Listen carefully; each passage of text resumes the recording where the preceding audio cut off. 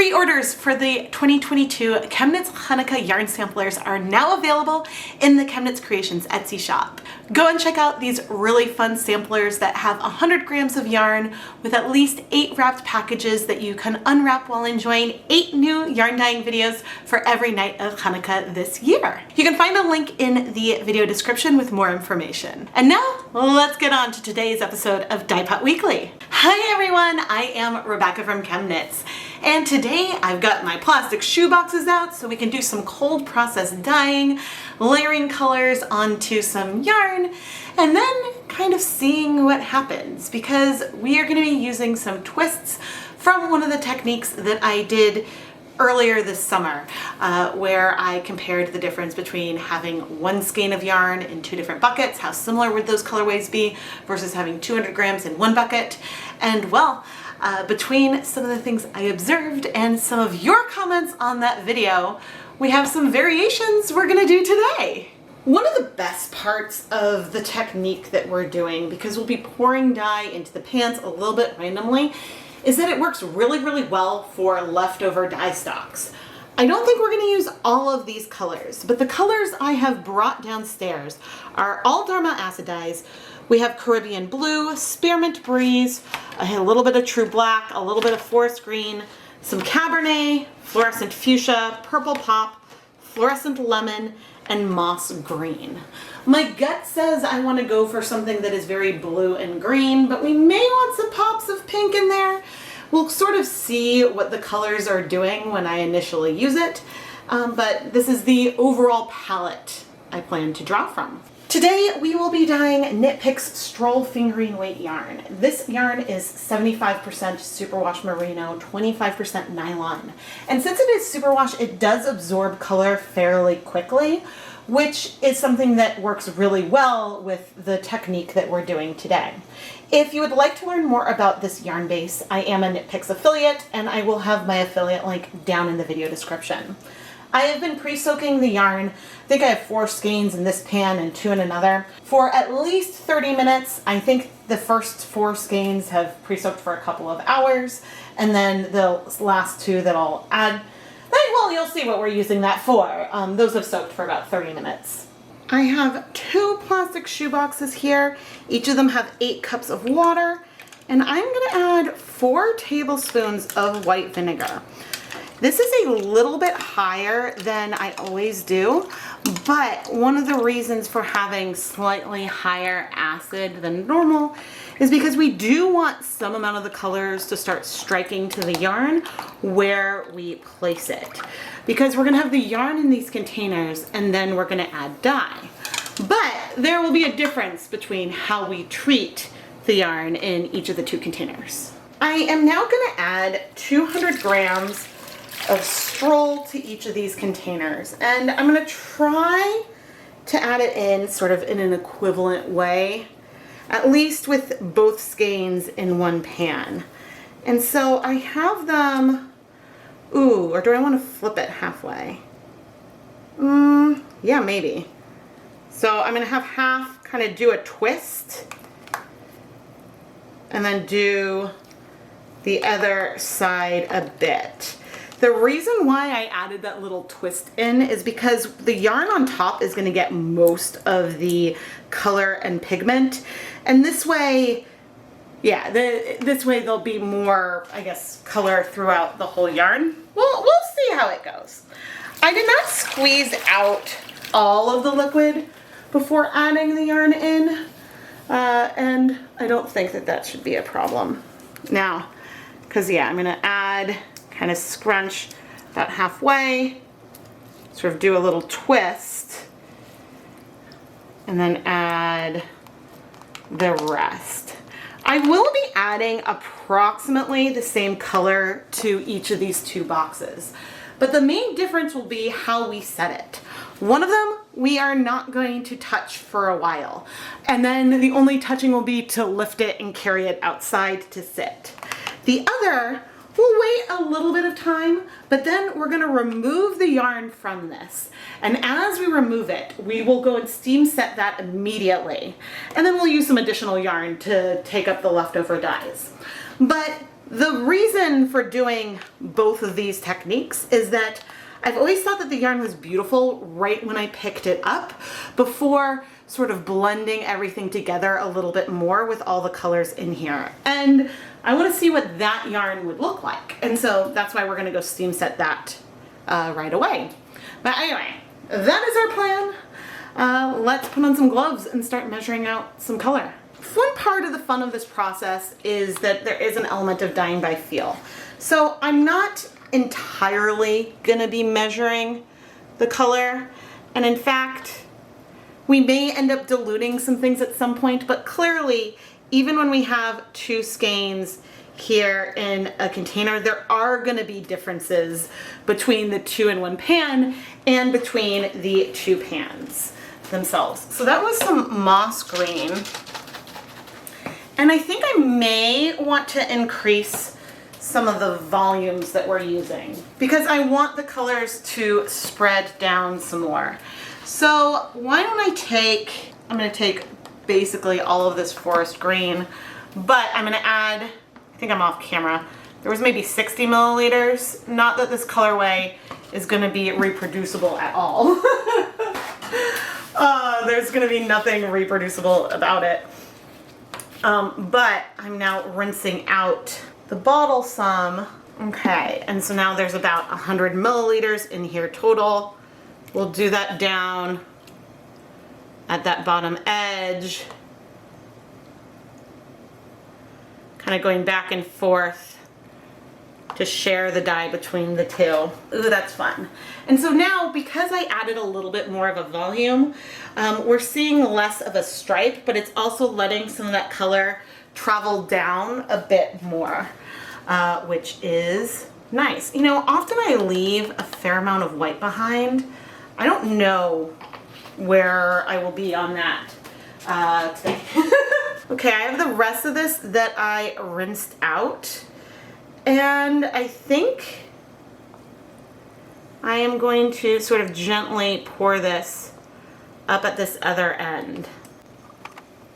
And so, I may start going back for smaller volumes again now that we've sort of done that, because you can see that we've got a lot of coverage on here. Let's use some Spearmint Breeze, and I'm gonna go pour, pour, pour, pour sort of down there. And I think I may do a similar thing with some Fluorescent Lemon. Just adding some in. The colors could spread and cover that a lot. I don't know, you know, actually, I think I'm liking the Spearmint. Let's add a little bit more. This is very much going by feel and just sort of seeing where we end up. At one point, I did consider adding those pinks, but instead, I think that I want to go for some Caribbean blue, which is very, very pigmented. So I am gonna dilute it a little bit. How much is that? Maybe 30 milliliters, 25 to 30 milliliters of the Caribbean blue. And I'm just gonna bring that up to 100 milliliters. So that way, when I add it, there, then I can sort of spread it out a little bit more. And I'm now going intentionally over some of these areas that have a little bit more white, just to bring some of that color in. And my friends, I think that we're probably done adding the color. There is a fair amount of coverage. Some of the color is definitely going down, but there will be probably some white left behind. So I think that what I want to do from here is let everything sit for about 10 minutes. And the main reason for that is it will allow the dye some time to move, some time to strike to the yarn. Now on this one, I'm not planning on moving the yarn at all. I will just move the zip ties in, place a cover on, and at some point we will very carefully move it outside. But after 10 minutes, we'll move this yarn. So let's wait a little bit and then we'll see. The timer just went off, and just off camera, I have the steamer basket insert for my steamer basket, and it's inside a secondary container. So as I remove this yarn, I'm gonna put it straight in the steamer basket and then show you, and then we'll go steam it. And that one I'm not touching. It's a lot of restraint. But here we go.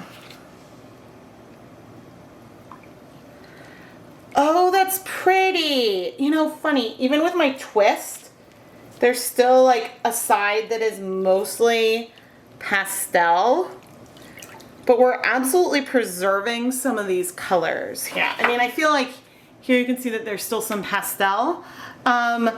It's funny. I'm gonna go put it in the steamer basket and then we'll talk more. The irony is that what came out here is pretty light. I'm curious. I mean, we've got a really nice teal color in here. Not a ton. I have a feeling we're gonna end up with something fairly pastel. But I'm gonna now grab more yarn, 2 more skeins of stroll, and so now we're gonna leave no dye behind. That's like a really pretty teal color.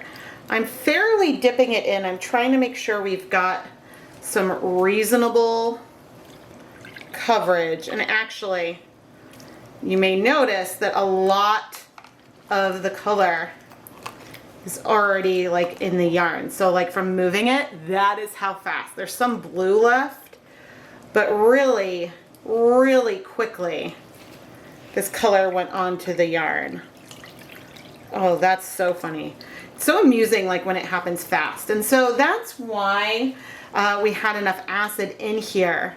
So that way, I guess we could see the difference. But now what we have are sort of like the extremes of the scenario, because I really need to have the third where I have this and I move it, right? Like that is the third choice, the third option, the third thing we need.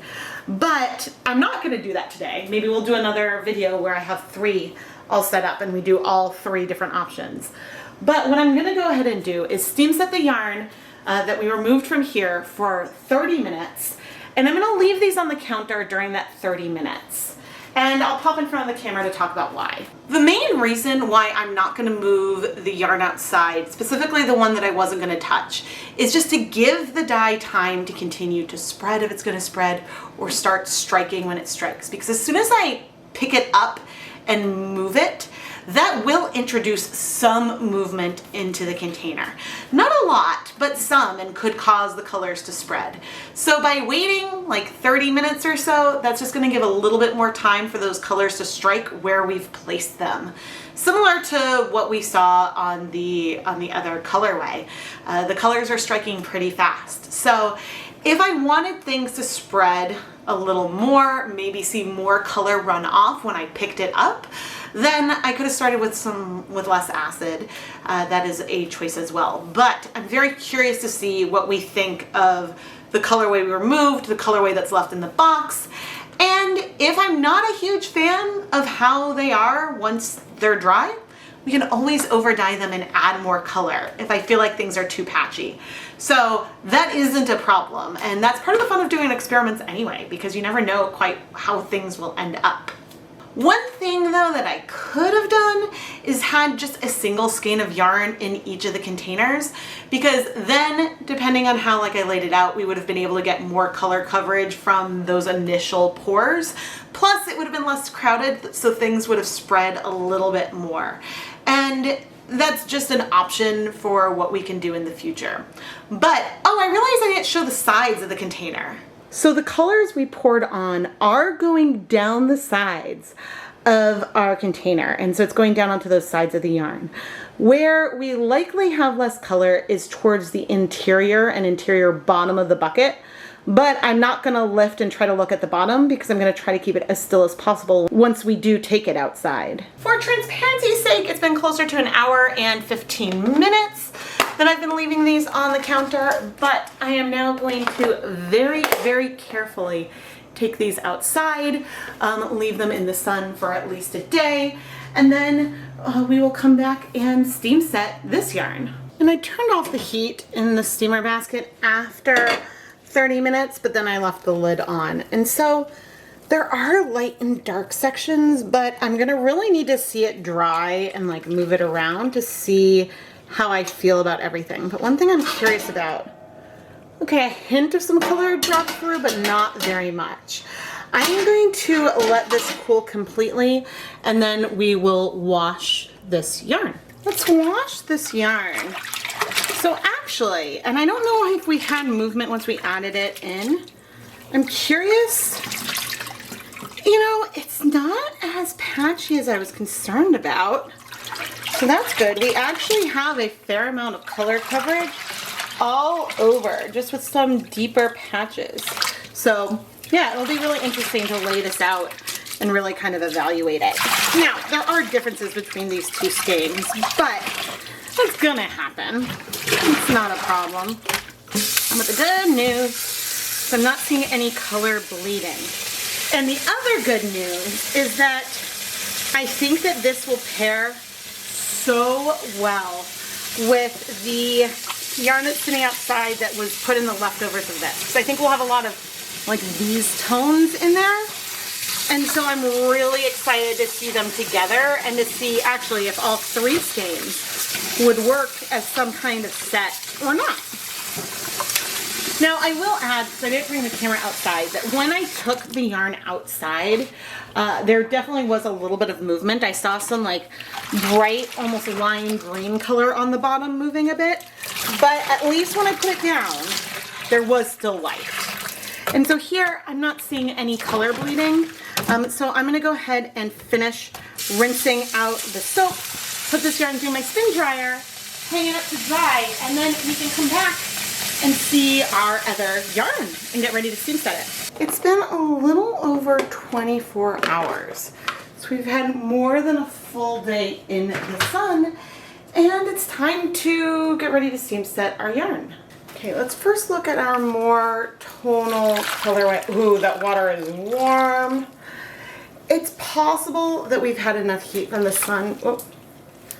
It's possible that we've had enough heat from the sun that we really don't need to steam set, but because some pigments do require that you get to a hotter temperature to be wash fast, I go ahead and wash everything that I've set outside. And so I'm just gonna set this to the side really quick. But let's look at this yarn that I didn't move. The colors have spread. I think everything looks a bit softer than it did when I first added the yarn. And let's see. Hopefully, oh, that's great. We still do have some white in here, but all of the colors have absorbed, and that is great. There maybe, yeah, is the slightest hint of teal left in here, but not bad considering I guess where we started. And I'm going to be very excited to compare this to that first colorway where we removed it from the yarn a lot sooner, but also didn't stir.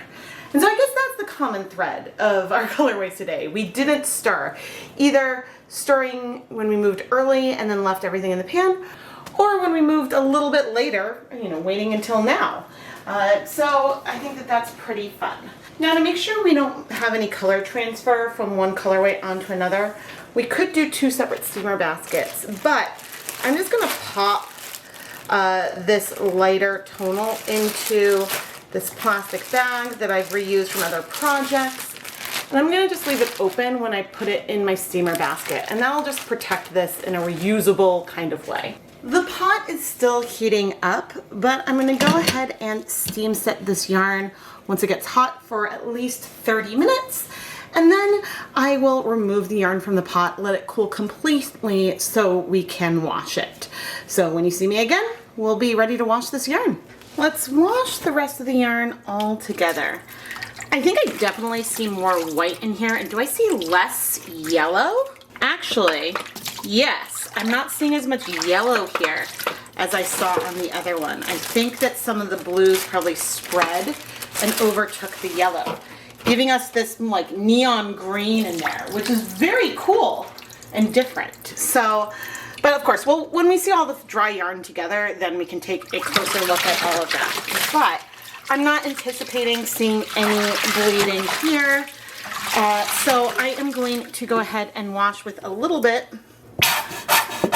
of some clear dish soap. Then I will rinse out all the soap, put the yarn through my spin dryer to remove liquid. And that's something that I do just because it makes the drying go faster. You don't have to have a spin dryer. You can gently remove some liquid and hang directly. But I think that spinning out some of the water tends to lead to fluffier yarn, so I like to do that. But then we'll be back with the finished dry yarn. Here are the 4 skeins that we dyed. And what is really amusing me right now is that there are some obvious differences from when we sort of removed the yarn from the pan right away versus let it sit without moving very much. We have a lot more like white here, and we have sort of like a background like teal minty green over there. So that's a clear difference between moving and not moving. And if we had had a third container where I moved the yarn and left it in the pot, I expect it would have been a little bit like this, but more color blending overall. I don't remember if in the past I waited before moving it around much or not. But the thing that is amusing me is that in each container we have one that has more yellow and the other that has more of a green because of the placement. The yellow where it's spread hit more of the blue. And so I'm just amused that there's one of each in each container. That means that the setup I had was very similar from container to container. But we also now have technically 4 different colorways here. I think there are a few more differences between just having white present and not having white. Here, the colors did blend more. They spread more. We see more, I guess, movement of the colors. Whereas when we didn't move it, there are some tiny, small sections of color from, say, where one tendril of dye moved to it.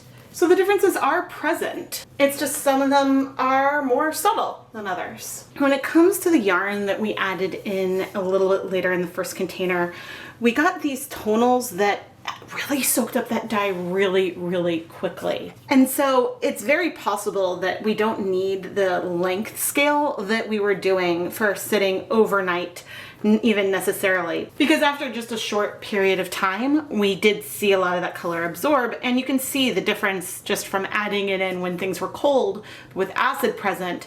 The end we added in last is significantly lighter than the rest of the yarn. I am Rebecca from ChemKnits, and I'm really, really glad that we finally did this experiment. I have really been enjoying just doing some space dyeing and stirring things up in some plastic shoe boxes. I love the softness and the variegated feel it gives to the yarn. I think that the yarn we created today is fun, it's punchy, there's a lot of things to it that I think work and are fun. But overall, I think I tend to prefer just the blended kind of look that we get on the yarn. Which isn't to say that I won't do things in either of these ways again. I thought that the results were really, really fun. And it's helpful to see things, to know what you do like and don't like technique-wise, so then you can play around and create and be creative going forward. I am, however, willing to do this again where we can have the setup of 3 different colorways. And maybe I should do it with just 1 skein of yarn in each box. But the thing that was so wild to me here is that we had 2 skeins with more yellow, but 1 was in each box. So something about the way we set it up and the pattern with adding the color means that there is some amount of reproducibility to the process. As long as you are adding dye in like similar placement and stuff, yes, there'll be differences for sure. We saw differences within the boxes here this time. But when I did this before and lifted and really moved everything around, the differences were reduced then because there was more blending. So, yeah, there's just a lot to think about and more I want to play with in the future. Please make sure you are subscribed to the ChemKnits Tutorials YouTube channel and turn on notifications so you don't miss any videos. You can also join the channel to become a member and get some fun emotes and a badge next to your name for comments and chat, and so that's just another way you can help support the content here. But if you want to learn other ways to support ChemKnits, you can find lots of links and all kinds of things down in the video description. Thank you so much for watching.